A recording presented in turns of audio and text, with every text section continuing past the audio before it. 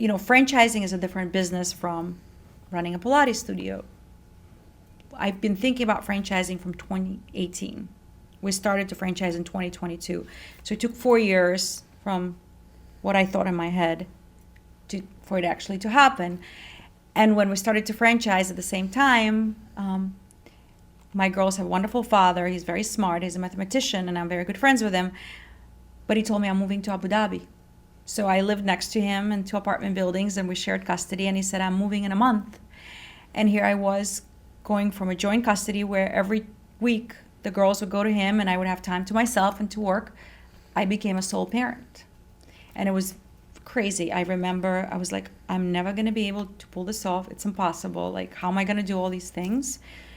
And, I had to say a lot of no's in my life. Some to them, unfortunately. Yeah.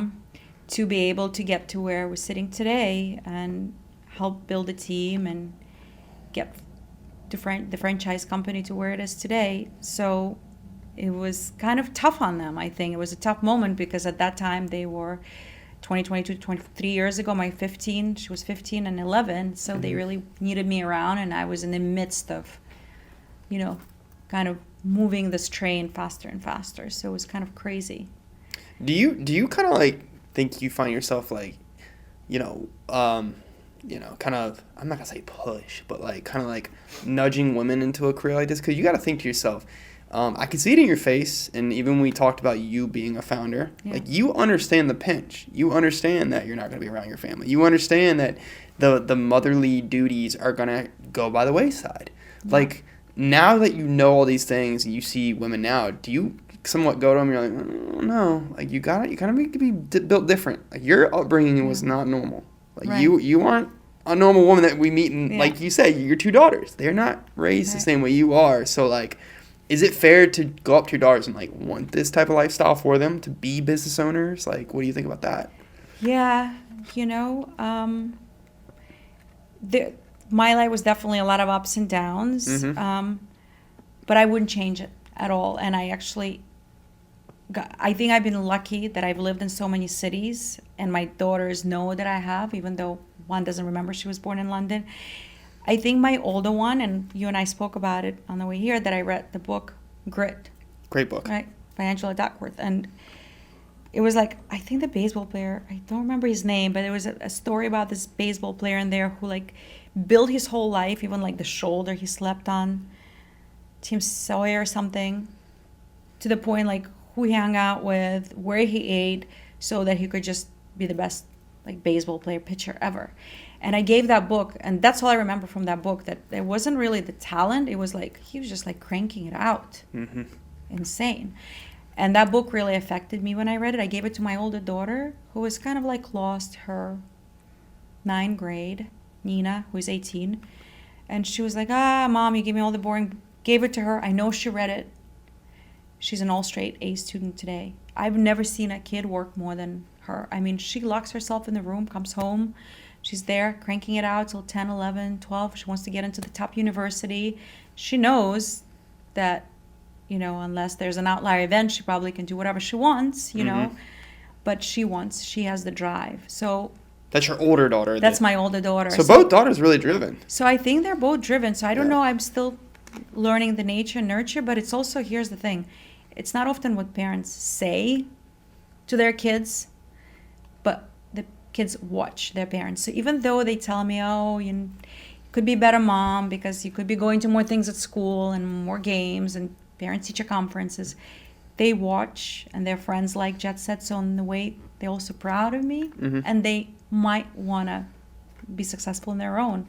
I hope that truly that's what they're going to do, because I think, a woman has to be kind of, in my view, independent. I think it's Cher who said, her mom said, like, hey, marry a rich man. And she was like, Mom, I'm the rich man. Yeah, it's true, though. Cher. I was like, dude, I like that quote. Yeah. So I think they're in the right path.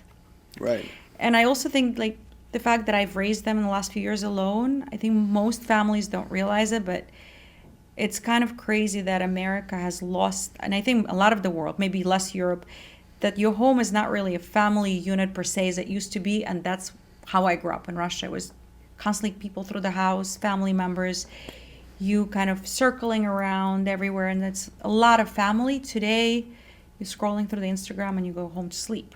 And you hang out with your friends laying in bed on the Instagram. I see what the teenagers are doing. Mm-hmm. So school is really the place where they're being influenced a lot more than the family. And that's why it was important for me that they go to the best school in Miami. And they did, because I knew I was kind of pushing them on my own. And they go to Ransom. It's a great school. Without a great school support system, very sadly, public schools in Miami, they're not good.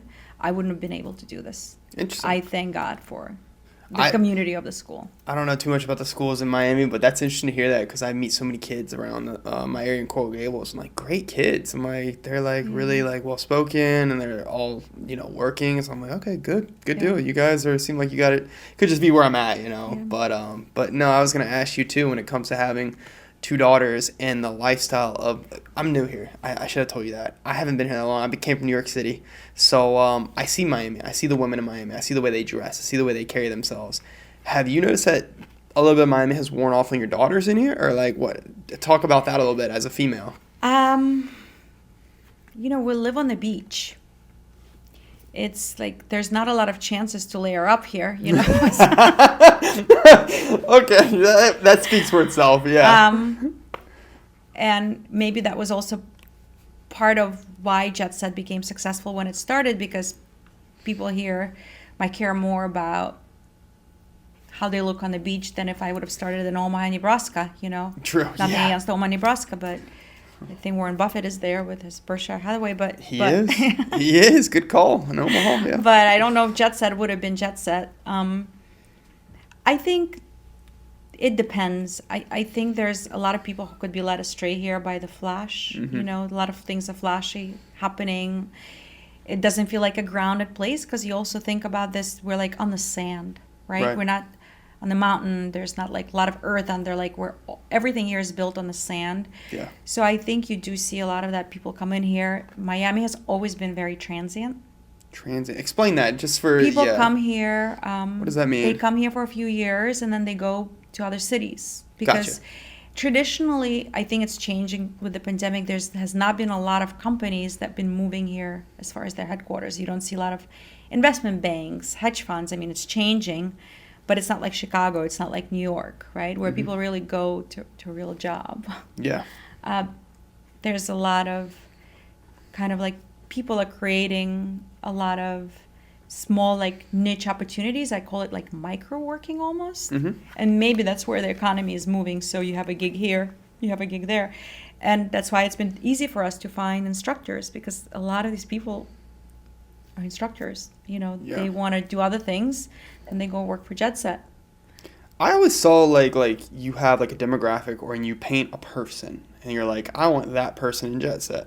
Well, I thought about that with Frigomint, and mine was always like this. That's your avatar. Yes, client. your avatar. Yeah, and mine was always this really, really active woman. I don't know why, and like even in like an active man, like this couple, if you will, and they were traveling and they were going to different classes for working out. They were on the beach.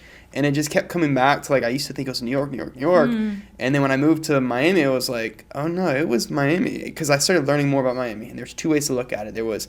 It's a club scene where all these people are drinking and partying. And then there's the other way where it's like, I actually see it as, like, a very healthy, like, Pilates and workout classes of men who are really invested in their bodies. They're not up at night. They're actually up in the morning. No, they could be doing both. You just don't know. That's true. That is true. So my last guest, she's a female. She actually goes to your thing as well, but she works here too. But she was talking about how she likes Miami because it's got the beaches and it's got the Pilates classes, and she likes the communities that are like very lifestyle oriented. And so I want to know, how do you see Miami? Like, do you see it as like a fitness place, or how do you view it now? Right.